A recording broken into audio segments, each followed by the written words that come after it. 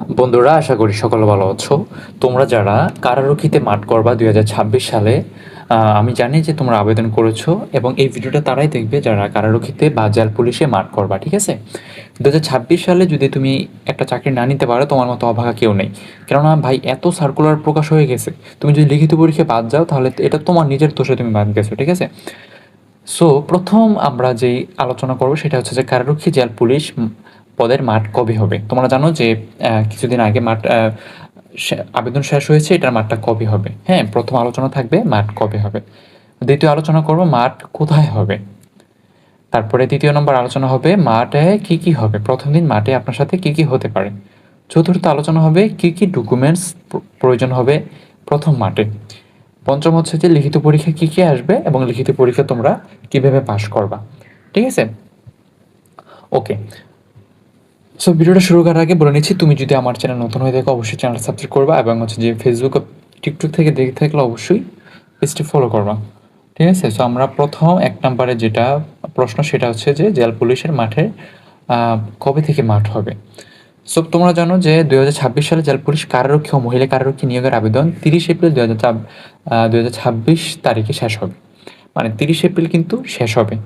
আজকে 26 এপ্রিল, আরও 4 দিন রয়েছে, ঠিক আছে? সো 4 দিন রয়েছে, 4 দিনের ভিতরে কিন্তু মাঠের আবেদন শেষ হয়ে যাবে। আবেদন শেষ হওয়ার পর সময়সীমা, আবেদন তারিখ শেষ হবে, আবেদনের সময়সীমা শেষ হওয়ার সাধারণত 1 থেকে 2 মাসের ভিতরে শারীরিক যোগ্যতা যাচাইয়ের অনুষ্ঠিত হয়, ঠিক আছে? সো অনুষ্ঠিত এটা হবে, এটা কীভাবে বুঝবে? তোমাদের ফোনে SMS যাবে এবং ওয়েবসাইটে প্রকাশ করবে। যখন প্রকাশ করবে তখন আমরা আমাদের ইউটিউব চ্যানেলে দিয়ে দেবো। তখন তোমরা কী করবে? তখন তোমরা চ্যানেলটা সাবস্ক্রাইব করে রাখবা, তাহলে নোটিশটা পেয়ে যাবা। ওকে, বিস্তারিত সময়সূচি কেন্দ্র বিন্যাস পরবর্তী কারা অধিদপ্তর ওয়েবসাইটে তারা কিন্তু প্রকাশ করবে। সো এত প্যারেশান বা চিন্তা করার কিছু নয়, তোমরা হচ্ছে যে কারা অধিদপ্তর ওয়েবসাইট থেকে ভিজিট করে দেখতে পারবা, ঠিক আছে?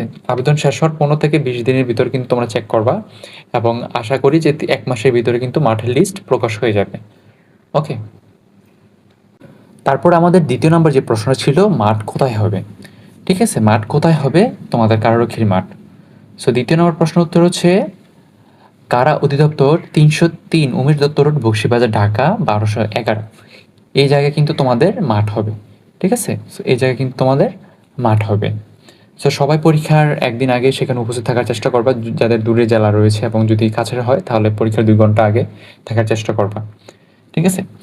ওকে, তারপরে 3 নম্বর যে প্রশ্নটা ছিল মাঠে কী কী হতে পারে তোমার সাথে, প্রথম দিন মাঠে কী কী হতে পারে, ঠিক আছে? তারপর প্রথম দিন মাঠে কী হবে এখানে দেখো, জেল পুলিশ বা কারারক্ষী নিয়োগের শারীরিক সক্ষমতা যাচাইয়ের মাঠে প্রথম দিন সাধারণত উচ্চতা, ওজন, বুকের মাপ যাচাই এবং দৌড়, long jump, high jump, sit up, push up নেওয়া হয়। প্রথম দিন কাগজপত্র যাচাইয়ের পর শারীরিক মাপ ও পরে বিভিন্ন ধাপের পরীক্ষাগুলো অনুষ্ঠিত হয়। এরপর কৃতকার্য প্রার্থীদের লিখিত পরীক্ষার জন্য নির্বাচন করা হয়। সো তুমি ধরে নিতে পারো যে প্রথম দিন তোমার উচ্চতা মাপা হবে, হাইট মাপা হবে, বুকের মাপ মাপা হবে। এগুলো মাপার পর সিট আপ, পুশ আপ কিন্তু নিতে পারে, নাও নিতে পারে। সো ধরে নিবা সব কিছু কিন্তু তুমি ধরে নিবা যে সব কিছু হতে পারে, আবার শুধু উচ্চতা এবং বুকের মাপগুলো নিয়ে কিন্তু তোমাকে ছেড়ে দিতে পারে, ঠিক আছে? সো তুমি যখন যাবে সব কিছু প্রিপারেশন নিয়েই যাবা। তার পরবর্তী প্রশ্ন হচ্ছে যে কী কী ডকুমেন্টস লাগবে তোমার প্রথম দিন, কী কী ডকুমেন্টস প্রয়োজন হবে। সো যদি আমরা ডকুমেন্টসের কথা বলি, কী কী ডকুমেন্টস প্রয়োজন হবে, এখানে দেখো, জেল পুলিশ কারারক্ষী মাঠ পরীক্ষায় শারীরিক যোগ্যতা যাচাই সাধারণত মূলত প্রবেশপত্র, অ্যাডমিট কার্ড, জাতীয় পরিচয়পত্র, NID, শিক্ষাগত যোগ্যতার মূল সনদপত্র, মার্কশিট ও প্রয়োজনীয় সংখ্যক পাসপোর্ট সাইজের ছবি। এছাড়া ইউনিয়ন পরিষদ, পৌরসভা নাগরিকত্বের সনদ এবং অনলাইন আবেদনে উল্লিখিত অন্যান্য কাগজের যাচাইয়ের জন্য সঙ্গে রাখা নিরাপদ। সো প্রথম দিন তুমি কী করো, প্রথম দিন শুধু অ্যাডমিট কার্ডটা নিলেও হবে। তারপরে তোমার নিজের নিরাপত্তার জন্য বা বেশি রিস্ক যাতে না হয় তাহলে তুমি সকল ডকুমেন্টসের ফটোকপি কিন্তু নিয়ে যেতে পারো। সো অন্যান্য মাঠ যদি আমরা দেখি তাহলে অন্যান্য বিগত বছরের মাঠ অনুযায়ী প্রথম জাস্ট অ্যাডমিট কার্ডটা নিলেও কিন্তু তারা মাঠ পরীক্ষায় অ্যালাউ করে। ওকে, সো তোমরা চাইলে অন্যান্য ডকুমেন্টসও নিয়ে যেতে পারো। তারপর পরবর্তী প্রশ্নটা কী ছিল, লিখিত পরীক্ষায় কী কী আসবে। এখন হচ্ছে মূল বিষয়টা, এটা হচ্ছে মূল বিষয়, ঠিক আছে? কেননা তুমি সকল কিছুতে উত্তীর্ণ হবা এটা আমি আশা করি, কিন্তু বাদ পড়ে যাবা লিখিত পরীক্ষায়। এই যে লিখিত পরীক্ষা বাদ পড়ে যাবে, এটা নিজের দোষের বা নিজের স্বভাবের কারণে তুমি বাদ পড়বা। লিখিত পরীক্ষা এতই গুরুত্বপূর্ণ, এটা প্রায় হচ্ছে যে এখান থেকে লিখিত পরীক্ষার উপরে কিন্তু 100% জব হয়। তুমি যদি লিখিত পরীক্ষা ভালো করো তাহলে তোমার জবটা 100% হবে। সো লিখিত পরীক্ষা কিন্তু আবার কাটমার্ক থাকে, মানে তুমি যদি 4টা প্রশ্ন ভুল করো তোমার 1 নাম্বার কাটা যাবে। বুঝতে পারছো? সো লিখিত পরীক্ষাটা কিন্তু খুবই গুরুত্বপূর্ণ। এখন আমরা দেখবো লিখিত পরীক্ষায় কী কী আসে। এখানে দেখো লিখিত পরীক্ষায় কী কী আসে।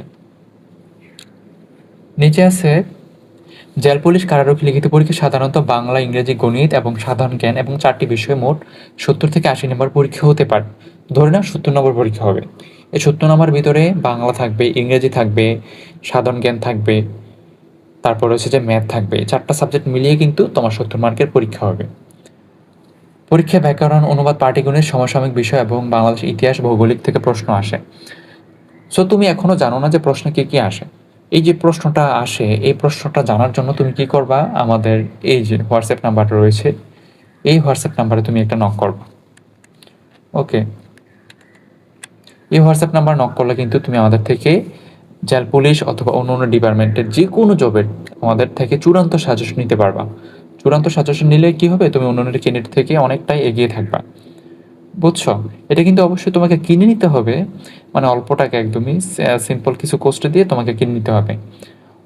তো তুমি দয়া করে এই হোয়াটসঅ্যাপ নাম্বার নক করবা। এই হোয়াটসঅ্যাপ নাম্বার নক করলে তুমি আমাদের থেকে সাজেশনগুলো নিতে পারবা।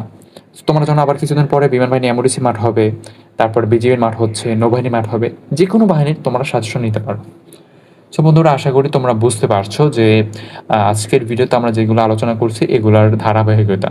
সো ভিডিওটা ভালো লাগলে অবশ্যই লাইক করবা। আশা করি তুমি ভিডিওটা বুঝতে পেরেছো, ভিডিওটা দেখে সব কিছু জানতে পেরেছো। সো আজকে এই পর্যন্তই। পরবর্তীতে আমরা অন্য কিছু নিয়ে আলোচনা করব। সো দেখা হচ্ছে শীঘ্রই তোমাদের সাথে নতুন কোনো ভিডিওতে, নতুন কোনো সাজেশনে। ততক্ষণ পর্যন্ত ভালো থাকো, সুস্থ থাকো। আল্লাহ হাফেজ।